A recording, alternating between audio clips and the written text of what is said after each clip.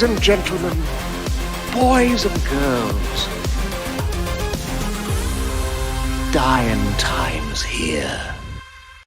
I totally forgot that was a part of it.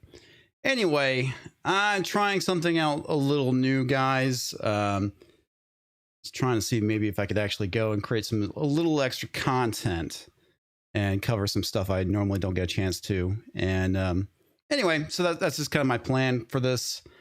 So bear with me. You might see some blank screens because I forgot to set my browser up.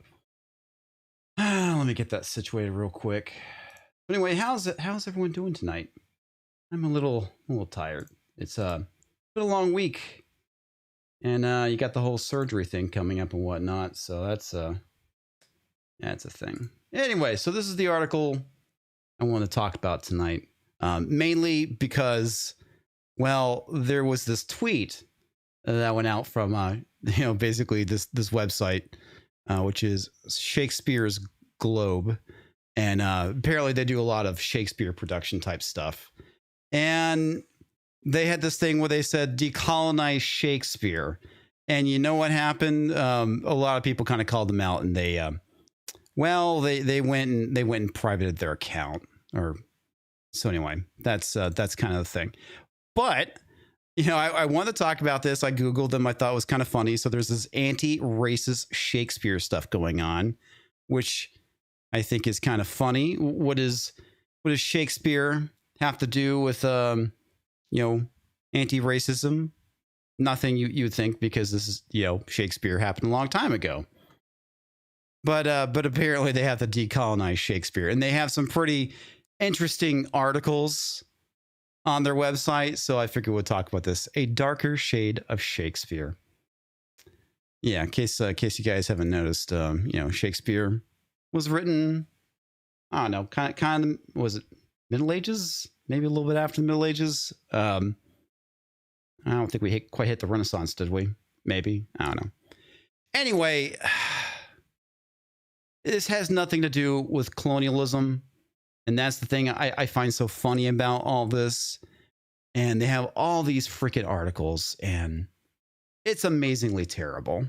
Anyway, in this anti-immigrant musing about the value of culture, assimilation, Boris Johnson writes of the necessity of an English-first approach. This is our language, the language of Shakespeare, the King James Bible. The language has been spoken in London for centuries. And there's actually nothing wrong with that, because after all, London and England, well, it's British and they speak English, and there's nothing wrong with that. We must insist on English if we are to have any hope for erupting... as I totally blank on this. Anyway, absorption and assimilation. Linguistic identity is firmly tethered to the ethnic identity, and thus the true desire here is that those who are not white should strive to approximate whiteness. In Johnson's estimate, Shakespeare is an icon of that identity. And so they're making, again, this all about whiteness for some reason. That's just how it is, I suppose. In the US, Shakespeare exists as a monument to whiteness. No, it's just a dude that wrote a bunch of plays. They got really popular, and the rest is history, right? I mean, come on. This is supposed to be entertainment. It's supposed to be fun, but no, it's about whiteness. This is what they do with everything. So now it has to be decolonized. And like Johnson, many here in the U.S. flee that those not white of skin should speak English, should adapt culturally, and should approximate whiteness. Well, okay, come on. Let's be honest. When you go to another country that doesn't speak English, you're kind of expected to speak that language. That's just How it is, right? So what's wrong with basically making a requirement to get around to speak English in your home country or whatever the national language is, right? There's nothing wrong with that. And again, as you can see, teaching Shakespeare and race, and we got the fist with Shakespeare's face. This stuff is terrible.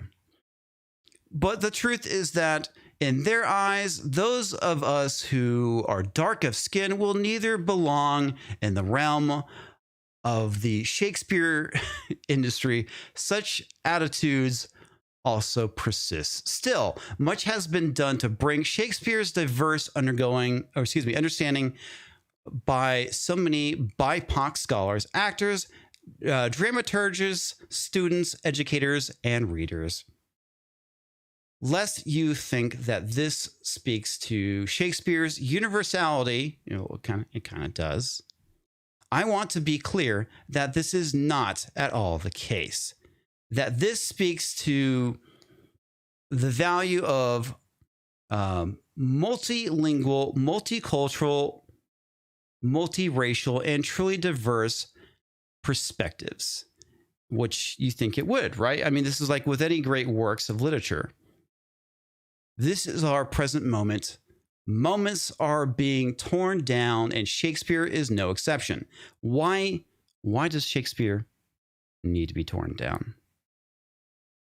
It just, and it's pretty easy, right? We talk about these things all the time. It's because the West needs to be torn apart. That's what it seems like to me. We just can't enjoy it for what it is. No, we have to tear it apart. Excuse me, folks. My mouth is getting a little dry here. You can keep your white Shakespeare because that's what I want to see. And I want others to see as a darker shade of Shakespeare. So, why? Why are they doing this? Why are they doing this? Well, I mean, I think it's, like I said, it's kind of obvious because they want to go, and it's like with anything that we're seeing in pop culture when they go and do a race swap. And again, I don't think there's anything wrong with if just doing a general casting call for Shakespeare and casting whoever. But at the same time, I don't think there's anything wrong with just having white people casting Shakespeare. There is no reason that Shakespeare needs to be torn down because of whiteness and whatnot. It's just code for being anti-Western, I suppose. What you might ask attracts a Chicano living in the U.S. Mexico border to Shakespeare? The answer is that is not so easy. My early interactions with Shakespeare were unlike many in the U.S. and in the U.K. I came to Shakespeare in my high school classroom. Well, that's basically a lot of us, right? That's how we came to know Shakespeare, because we were introduced to it through school. After all, these are some great literary works. But it was popular. It was popular culture that led me to engage a bit more closely with this works. As a high school student with an affinity for literature, the film Dead Poet Society spoke to me. In that film, the character Neil, played by Robert Sean Leonard, is encouraged by his English teacher, Mr. Keating, played by Robin Williams, to pursue his love of acting. Against his father's wishes, Neil auditions for A Midsummer Night's Dream and is cast as Puck. In my school, lived experience, again, this is all about lived experience. Yeah, I got a lived experience through high school too, where I tried out for a Shakespearean play and I didn't get cast at all. I was not cast as Puck, but instead as Oberon. Still, the point is that I was clearly trying to emulate these white kids at a fancy prep school on the big screen in an effort to express my own love of literature. Okay, what's wrong with that? I think a lot of us as young people we go and emulate things that inspire us. I don't think there's anything wrong with that. I don't think it matters what your skin color is. That's just what we do as people that find something that we like. I mean, how many times have we been inspired by something like Star Trek or Star Wars, and we go and emulate those characters, and they bring us, I mean, some people actually into science.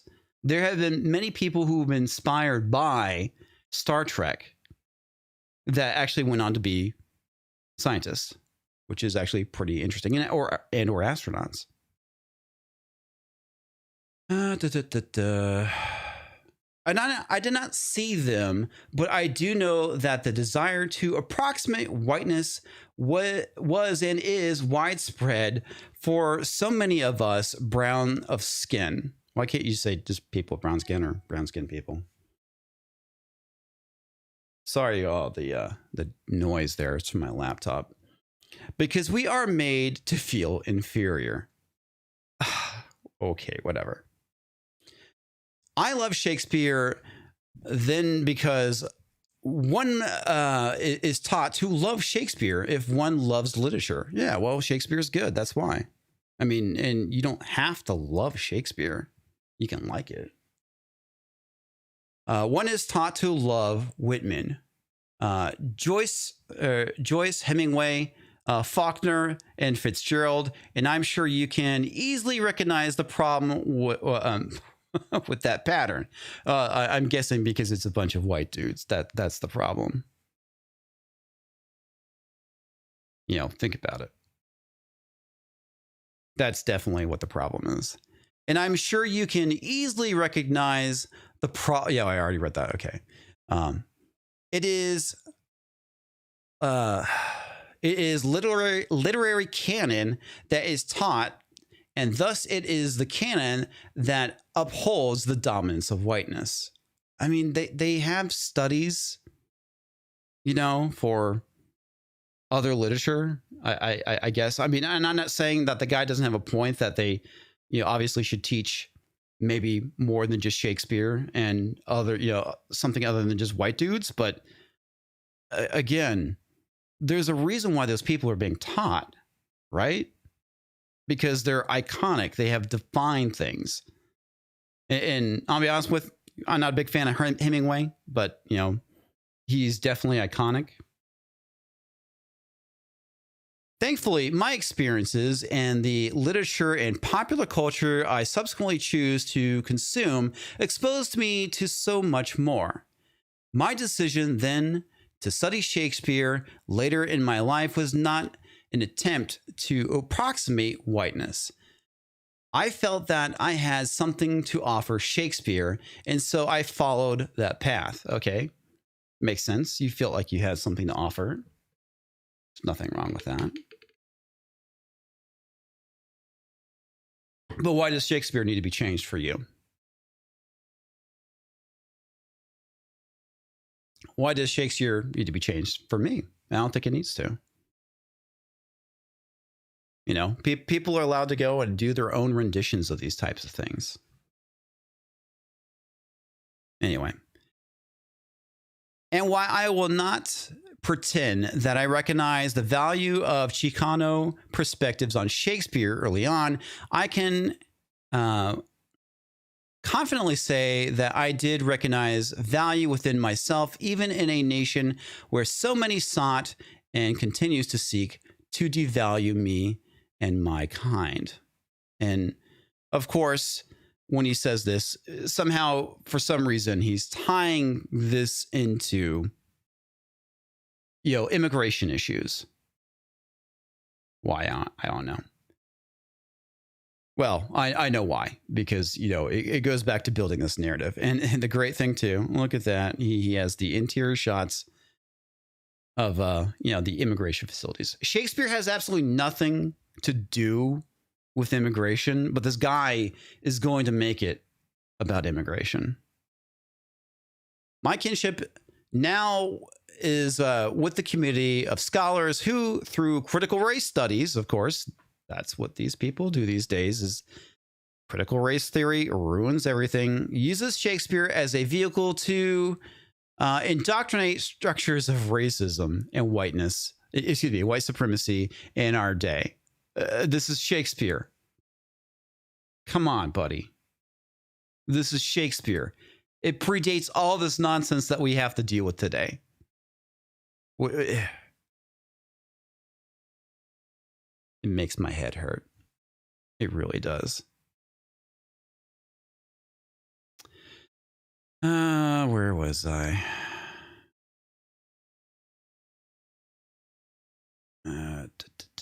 Okay, my kinship is with those unafraid to tear down the monuments to Shakespeare and imagine him anew. They are why I love Shakespeare now. Really? Because of this nonsense, because of critical race theory? That's why you love Shakespeare now? Not because you enjoyed the stories, the craft, etc. of Shakespeare? No, it's because we got to tear him down and we got to build him anew. As someone who teaches in a city defined by its what the hell is that word? And normally I would just go over to my laptop and do the text to speech. Bilingual. Okay, there we go. As someone who teaches in a city defined by its bilingual, binationality, and bicultural energies, I recognize an opportunity to harness these energies anytime I ask my students to engage with Shakespeare. I want my students and my Chicanics, because, you know, he's been saying Chicano the entire time. He decides to go and change it to an X. Students, in particular, to recognize in major philemic productions of Shakespeare who is included and who is left out. I want them to ask why. And I want to know and genuinely to understand what they see in Shakespeare. Well, I mean, hopefully you think that they would see a good play, a good story, because that's what we want. So often it is not so white, not necessarily in English, but always it is something worth seeing. Okay, so if you want to go take it and adapt it and make it and do it in Spanish, I don't see an issue with that. I don't think that's necessarily tearing down Shakespeare, but there's nothing wrong with Shakespeare the way it is. I mean, it's like the whole idea, part of the creative process is going and taking something and adapting it. You know, that's totally fine. As I write this from my home in La Frontera, under this pandemic, because this was written back last year, back in, I believe it was November, we all face, I would be remiss to recognize the pivotal moment we find ourselves in when it comes to our racialized society, that we have witnessed in the act of kneeling when it's on the neck of a black man in our racist, violent history, and deep danger and absolute monstrosity of evaluating whiteness. And again, this has absolutely nothing to do with Shakespeare. In my corner of the world, brown children are separated from their families at the border and caged in a for-profit detention center. And like I said, again, this was last year. And I got news for you, buddy. It's happening again under the new regime. You know, the more things change, the more they stay the same, I suppose. What you might ask, do these racist realities have to do with Shakespeare? Obviously, absolutely nothing. This has absolutely nothing to do with Shakespeare. Well, if the likes of Johnson can claim him to promote white supremacy, which he did not do, that is the perpetuation of systems that benefit white people at the expense of people of color. And again, all this still has nothing to do with Shakespeare. Perhaps we could use him to pursue anti-racist efforts. And again, remember, this is an ideology, folks. It has nothing to do with Shakespeare itself.